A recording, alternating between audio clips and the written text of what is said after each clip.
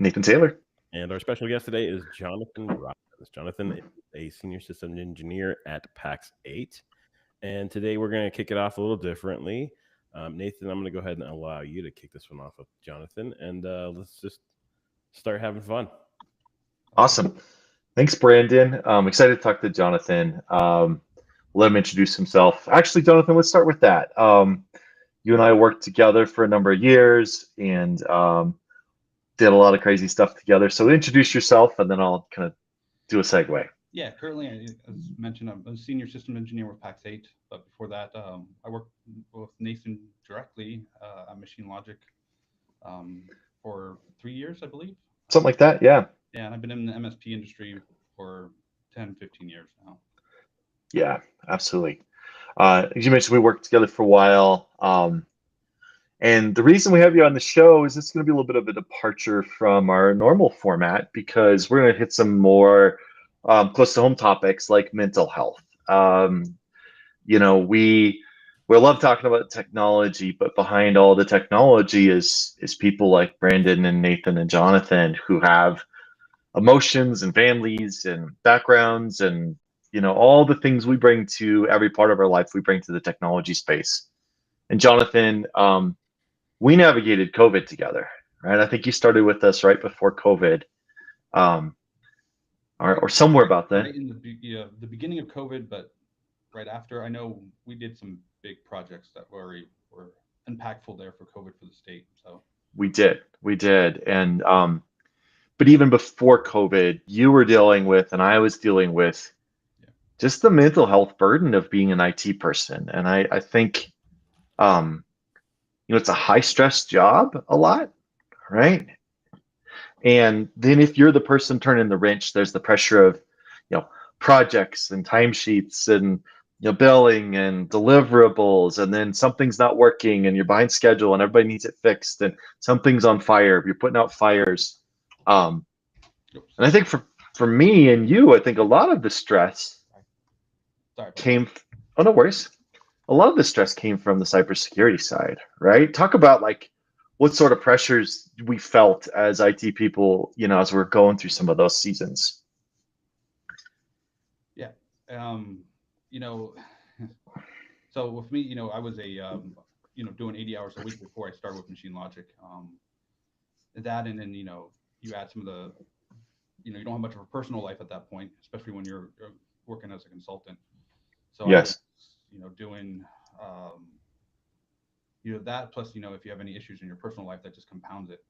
And yes, I found myself at times not wanting to get out of bed, and other issues along that lines. I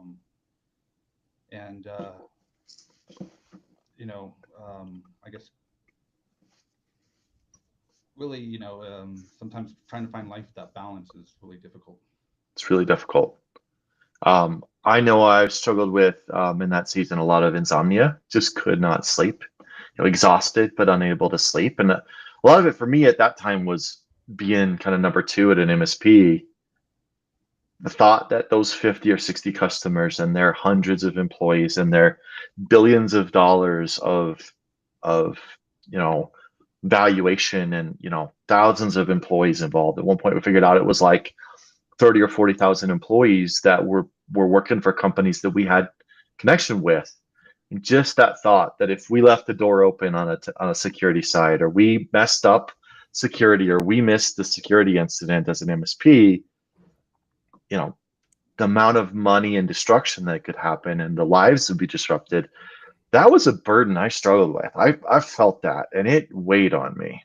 Mine, to add to that too, also, when we during COVID, when one of our first projects was, helping with the response, and knowing that lives could be lost if you messed up or stuff. Yeah. Just added a whole nother stress level. Yeah, and we were involved with large volumes of medical records and the security and the stress around that. And of course, that was also a time that all the cyber attacks started ramping up. They were really becoming more innovative, and we were really feeling that. And so, Kaseya comes to mind, I think, for some reason around then, or was it? It was, yep. And then there was the Exchange 0 days were landing at that time. That got something we were connected to and caused a lot of stress. And I remember just you and I and a couple of the other engineers just you get on a Teams thread and somebody would go, what the hell is this log? Excuse my French, but just like, oh my God, is this the end of the world or is this not? Yeah. And then you've got 3 or 4 engineers on a Tuesday night, we're about to go to bed, full of adrenaline, trying to figure out how bad of a thing this one event log was. And it drove a lot of stress. Yeah. And then, luckily I didn't have, kids or anything at the time, but I just I can't fathom how someone with a family with kids and stuff is able to keep up and stuff like that. It's just, yeah, absolutely. It's a lot, it's just one more burden.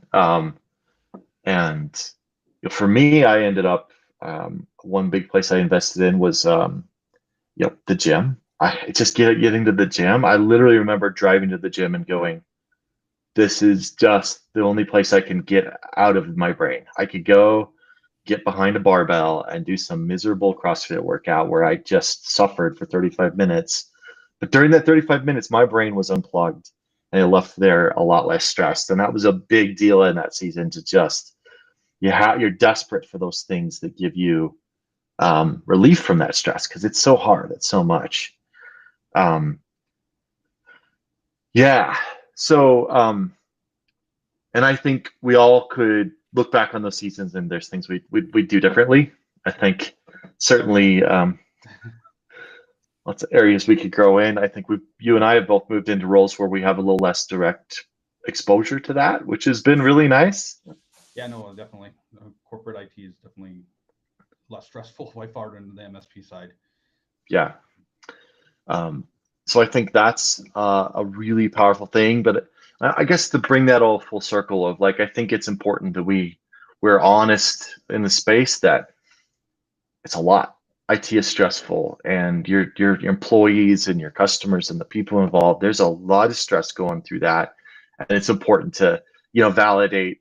I have a counselor. I go see a counselor a couple times a month because I can work through stuff with him, and going to the gym is critical for me. My faith is critical for me. These things are things, and I know there's a lot of unhealthy ways people deal with it, right? We all have our unhealthy ways, and that's a real thing too. Of like, hey man, now we're in a spot where some of our coworkers are struggling with stuff, and are depending on substance or other things to kind of get them through this, and that's something that has a lot of negative connotation with it, but is also just real of like, this is the reality of people are struggling to deal with this. And I think it's important to validate that's partly caused by the industry and the work we're doing, right?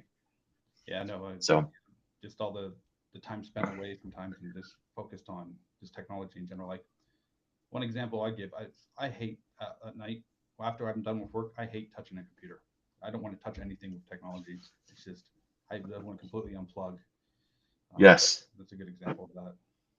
I'm similar, and I think that's a really interesting call out because I know a lot of nerds. They go home and they go work on their server rack in the basement that they got all their stuff.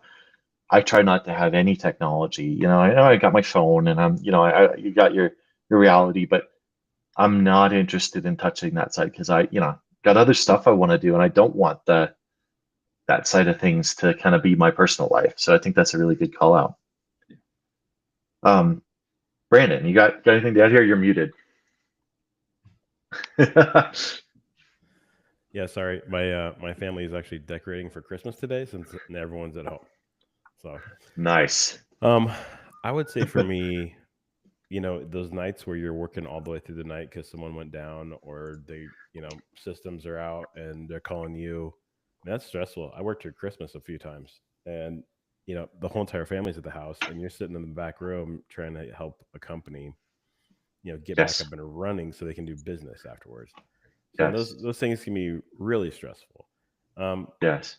And you try not to take those worries home, but I think the more and more we're trying, the security thing, man, we try and put as many things in place as we can, but we've all been there.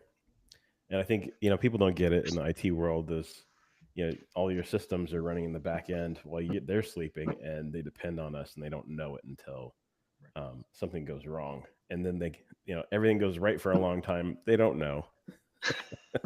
they don't know what we're doing. And if I try and explain it to them, they don't get it. Well, Yeah. they do, but you know what I mean. But Yeah. I think for like you said, Nathan, going to the gym is huge for me too. Or working out. I feel like if I don't work out for a day or get some exercise, then I'm not happy camper for sure. Yeah. Yeah. I think like another lesson I've learned is to put people in a position to succeed. Mhm. I think there were times, Jonathan, where we didn't put you in a position where you were going to excel, and where the responsibility for that lands. We don't need to rehash that, but in some ways, like also just that awareness of like, okay, who has what skill set, and how do we support them through all this? Because it's just, it's a lot. It's a lot to take in, a lot to navigate. Yeah, and similar to that too. That's where some of the unhealthy habits come in.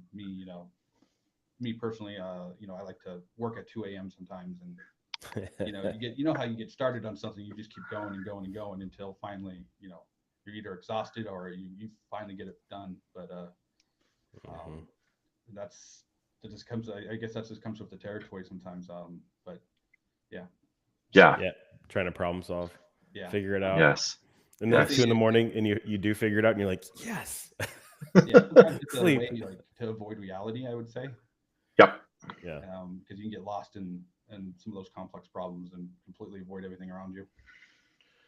Yeah, there's a lot of really interesting feedback loops there, right? Of like, and then there you throw in the personal life, right? Like you said, we all bring our things, and if you've got stuff in your personal life you're avoiding, you get stressed at work, then you start to find those things where you can, get lost in it, or you kind of become obsessed, or it's easier to be, I think there's a lot of workaholics where it's like I'm just going to work because if I stop moving, then I have to deal with all of these things, and yeah, there's a lot there, and I don't want to we get too lost in that. I think it's just important for us to call out that for people in the tech space, um, especially on the IT front, the service front, there's just a lot of stress and layers there, and kind of normalize that and validate that. Like if you're struggling, man, it's okay to say, hey, I need help, and go find a counselor, go find people to talk to, find peers in the industry. I remember having conversations with Matt Lee, where it's just like, hey, Matt, I'm struggling. He's like, somebody else will talk about this,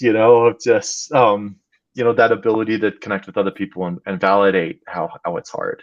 Yeah, no, and one of the I think what was one of the MSPs we talked to overseas all the time. And Nitech, yeah. Yeah, Nigel and stuff, and to hear that it's not just us in the United States, it's all across the world, globally, really makes you feel a little bit better too at times. Yeah, it does. So Well, let's take this conversation in a totally different direction, and I'm really fascinated to have this conversation. Jonathan reached out to me on LinkedIn and said, hey, let's chat. I'd love to get on the podcast, and let's chat about the mental health implications of everybody's favorite topic, which is AI. So, Jonathan, I have no idea where you're going with this. I have some inklings, but I'm really excited to kind of hear what you want to chat about. So I was just going to share my personal story with AI, especially with Copilot, since I've been at PAX 8, and how it's really helped me and improved a lot with, I guess, some of my mental state. I've always struggled with, I'm very dyslexic. I have severe dyslexia, I ADD, ADHD, stuff along that lines. And, a lot of times I've noted, especially Nathan, as you're where I would struggle with communication, especially, Yeah. I mean well, but it just doesn't come out right. Right. that's most text, Jonathan. Yeah, I agree. So you're not the unnorm. But and then also the sentiment when someone would reply back and try to get feedback, sometimes you just take it a very negative way versus it's not meant that way. And something that Copilot's really helped me with, and I think it's really changed my world, is asking, having that second check all the time. Hey, what does this really mean? Or hey, I'm trying to convey this. What am I doing wrong? I think it's really it's changed my life around a lot, and it's helped me definitely succeed a lot more in my professional and personal life. And it's something I don't think we talk about.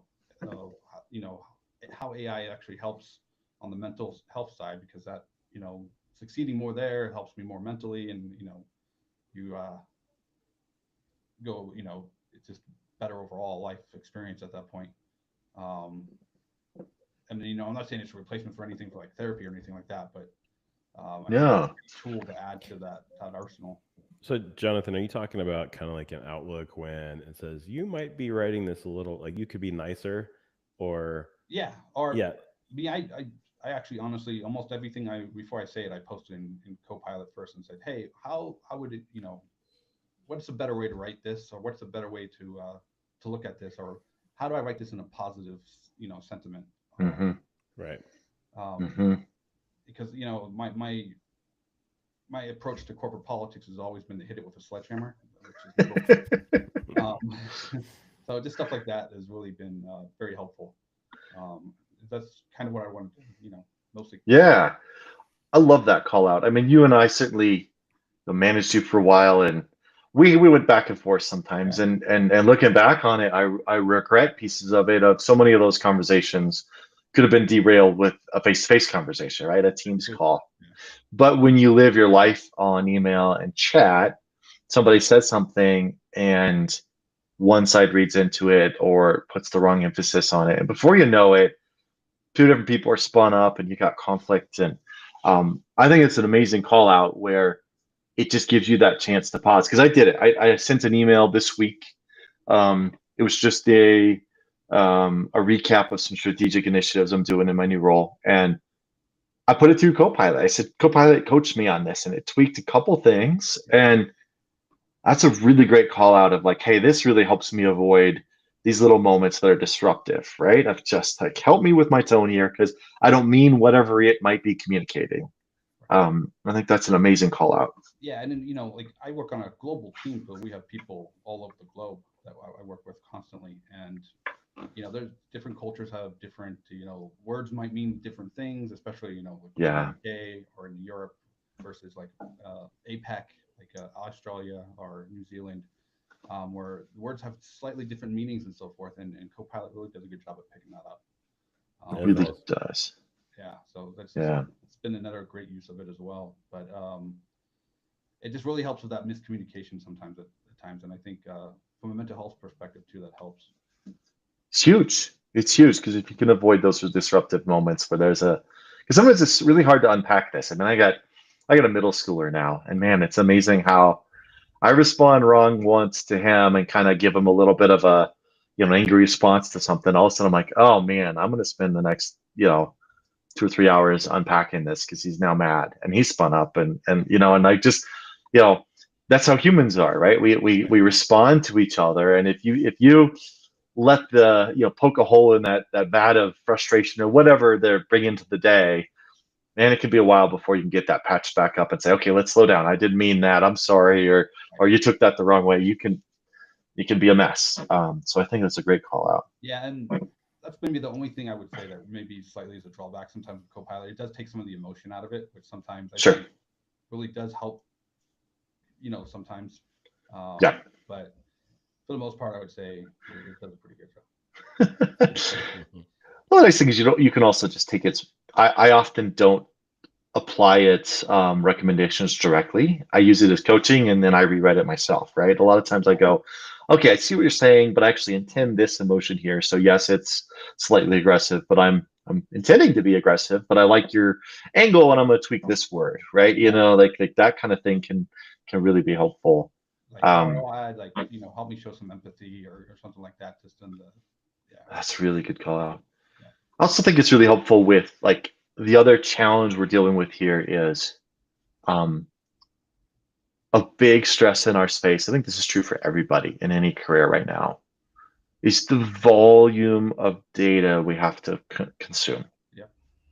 I mean, if I go on vacation, I don't touch my email. I come back, do 1,500 emails in a week, right? And that's from 10 years of working for the same company, so to speak, right? Of like I've got, 60% of that is spam I don't care about, but there's still 300 or 400 emails I at least need to navigate, right? It's ridiculous. And that's not covering the other 1,000 Teams message, whatever the variables are. There's an incredible amount of data we have to go through.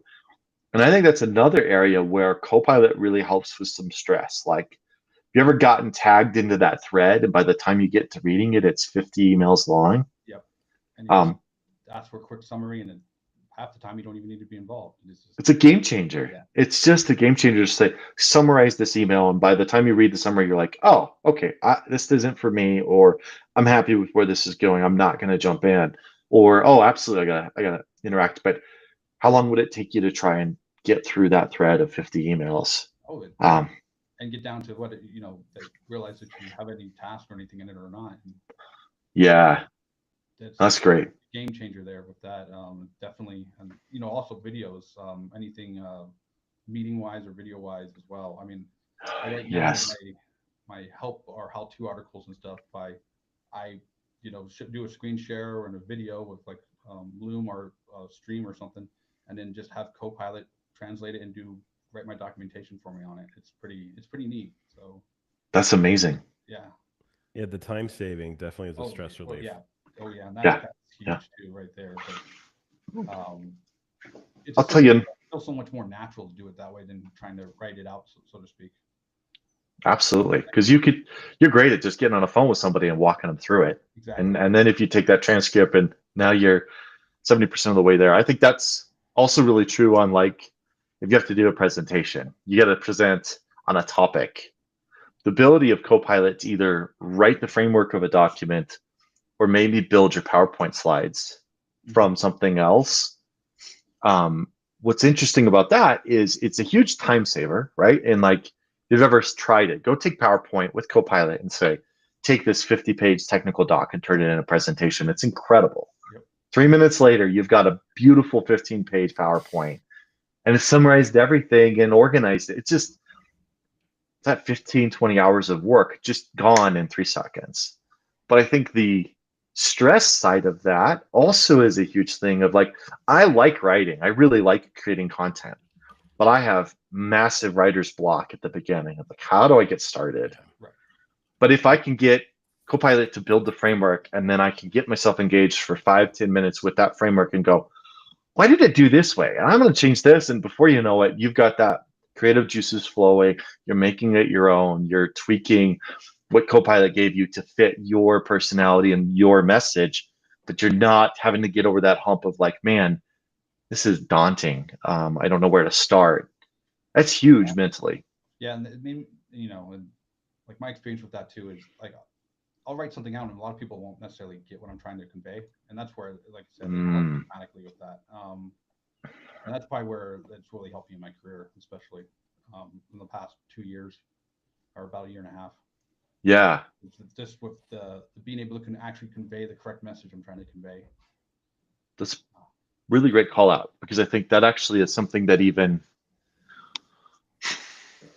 So I'm gonna throw this out there to you guys. As we're going through this, obviously there's a lot more meditation apps out there. Just FYI, so there's some smart AI meditation apps. There's now virtual therapists. I see. Yeah. I get it. I'm just saying it out there, right? Like, if you don't have someone, and then maybe there's people that just don't even want to talk to someone, but they're like just asking. I mean, I'm just letting you know that, I mean, there's some things out there. I could have a conversation with Copilot or ChatGPT. It's kind of something to think about. Well, and then, not to tie it back to security a little bit here, but think of what the opposite of that though is too, and that's where I worry about is, what if it gives you the wrong advice or the wrong answer, or somebody uses it nefariously,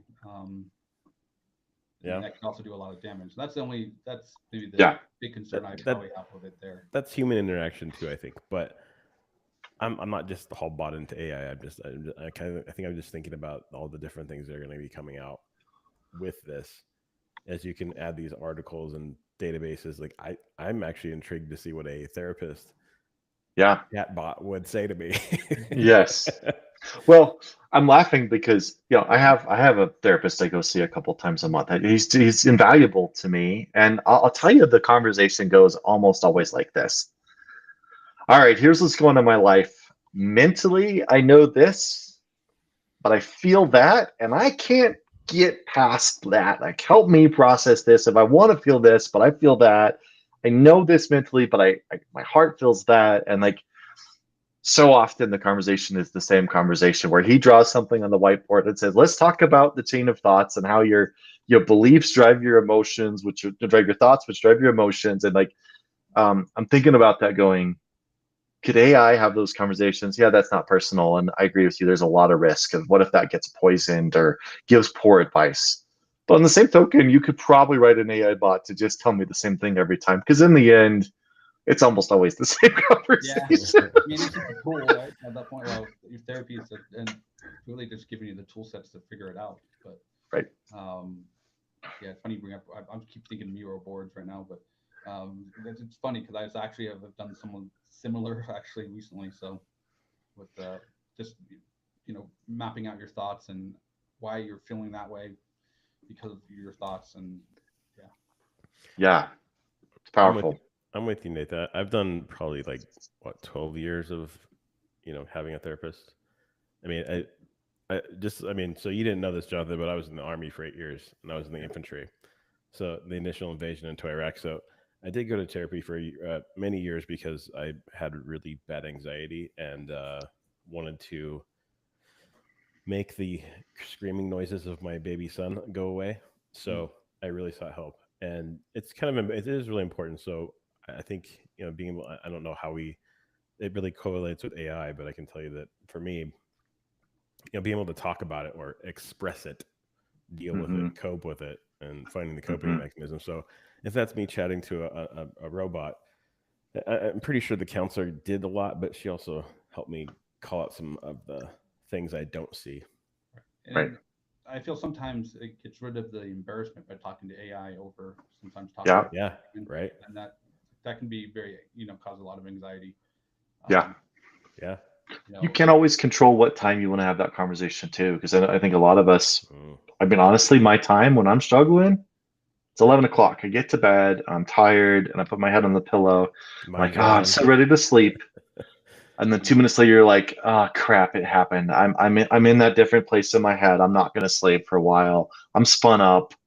I thought I was gonna sleep tonight. I'm not gonna sleep tonight. Well, my therapist is not available at 11:30 p.m. on a Friday night. That's not fair to him. Now, I'm certainly not advocating for AI as counseling. I think we've kind of talked about. There's a lot of concerns here, and you read stories about like kids who are like not socially, don't know how to navigate things socially, and all of a sudden AI becomes that crutch for them, and then AI tells them to do something stupid. I've seen a story like that recently, and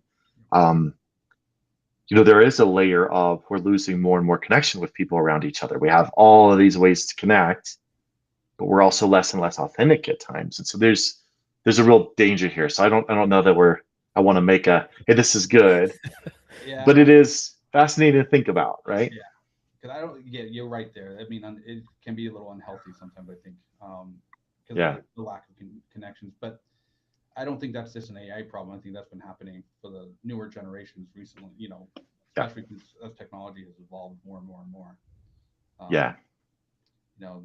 It's no more where it's hard. I mean, it's when your kids know more about technology than you do half the time. I mean, it's tough. It is really tough. Yeah, absolutely. It's scary watching my 11-year-old son with technology go, oh man, I don't know how much longer I'll stay ahead of you. It's wild. So, I mean, I'm digging into this. This is kind of interesting. you're Googling about AI therapists and all the articles about it. Wrong. I am co-piloting. Fair. Usually pinging now at this point. Right? Well, it's saying it's using CBT techniques to help users manage their health and identity and reframing their negative thoughts. So that's actually something they used to do with light therapy back in the military. So just something. I mean, this is interesting to me because I'm like, there's always a risk, but I could also have some weird person telling me to do some weird stuff too. So you just reminded me. I posted this in LinkedIn this week. I retweeted somebody that Copilot has the CALM framework built in, the CALM approach. Really? And the CALM approach is a method for managing, I'm reading off of this slide deck. The CALM approach is a method for managing challenging behaviors with empathy, structure focused on CALM stands for compassion, assessment, listening, and moving forward. And I think the idea behind this Calm approach is how does it work? Copilot can analyze your text file. If you have a transcript from a meeting, you can upload this as part of your prompt and ask Copilot to analyze it based on the Calm approach. Really? And it'll provide feedback on better ways where you can diffuse stressful situations using this Calm approach, which is exactly, this, parenting. It's the same thing, right? If I show compassion, I assess what's going on, I listen properly, then you can get into moving forward. So that's really interesting that even as we're talking about this, Microsoft's kind of already engaging some of that. So that's really interesting. Yeah, and I think they have no choice on that. It's just, real life comes into work too all the time, or real life comes into, Copilot all the time. So you gotta. Yeah. We've all Googled some personal stuff. No, and I have tried with Google, and Google gives me some quite the same answers. So no. Yeah. I found this website. Yeah, exactly. And even their new AI as well, and I forget Gemini. Yeah. Thank you. Yeah, for Google. Yeah. Yeah. I have noticed that Copilot responds differently to personal requests than it did a year ago. A year ago, if you said, Copilot, how are you? It had a very like kind of a Siri style response of like, I'm not really a human. Don't talk to me. I can't really answer that question. You mean like the political thing? Like if it said anything about Kamala or Trump or something, it would say, like, I cannot express any personal views on this. I was like, man, okay. Yeah, which is different, but like just asking it, how are you today, Copilot? A year ago, it gave you a curt response. Now it's actually very friendly in its response. And I think it's in response to some of this that people are like, I just want a friendly voice today. How are you today? I'm doing well. How are you? Right? Like what does it hurt that the AI is slightly interactive with you in that way? Because I've played with that a couple times, and it's always fun to kind of watch yourself and feel. It feels good. Like, how are you, Copilot? I'm good. How are you? And like, if you say thank you, it responds well. Inanimate, AI object, but there is still, whether it's anthropomorphizing onto that AI, there's still a feedback loop that we want. Right. So, I mean, I don't know if you guys have ever done this, but I have high schoolers, and I had to drive them to high school a couple years ago before they got cars.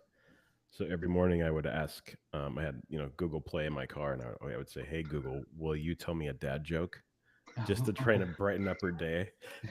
We used to have it's heard me. It's saying, oh, go ahead. Yeah, it's saying a joke behind me. Sorry, my Google.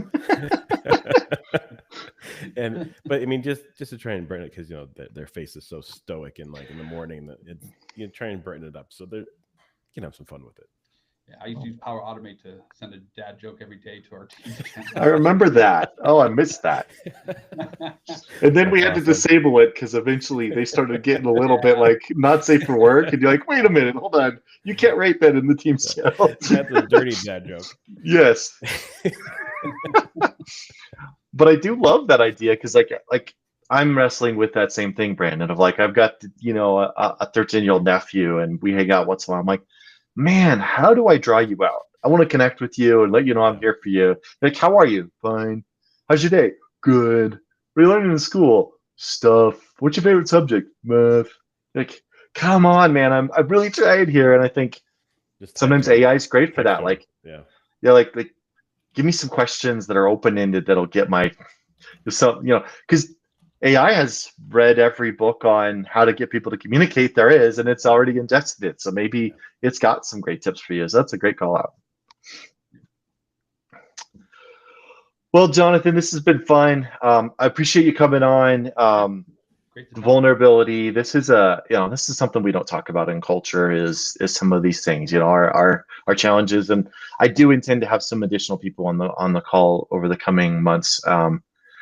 Just to have further conversations. I think we need to normalize the fact that this is a real thing. That IT is stressful, and that your coworkers and your employees and your customers, they're dealing with a lot personally, and you throw in the economy and COVID and politics, and there's just people come to work carrying all those things, and then you throw the stress of work on top, and it's important that we're really empathetic to those around us. So thank you for bringing this topic to us, Jonathan. No, and then my final thoughts is just it's okay to ask for help. It's okay not to be okay sometimes, and hopefully people reach out if they ever feel that way. Absolutely. call. Yeah, Jonathan, thank you so much for joining. I do want to say this. You know, I work with a lot of engineers, and for some reason, me being the one person that kind of can be the engineer whisperer, I love troubleshooting, but I can talk. And I wanted to shout out because there's a lot of engineers that just don't talk about their emotions. They don't talk about their things. I can sense it and I can see it. And a good manager can tell when an engineer is going bad, like he's having a bad day. And just be cognizant because your engineers are really smart, your IT people are really smart. And sometimes they just don't know how to express it. So just be aware of that. And they internalize and they help people all day long solving other people's problems. Sometimes they don't find the things to solve their own problems. Yeah. So it's just a call out, and I appreciate it. Nathan, unless you got something else, just want to wrap it up. And I know this is kind of a different episode, but to our listeners, don't forget to subscribe, like, write some comments. We're getting some traction, so really appreciate it, all you guys out there. Thanks, Jonathan. Thank you. Thanks, Jonathan. All right. Perfect. We're good. Thanks. Yeah, no, Hey. that was not as bad as I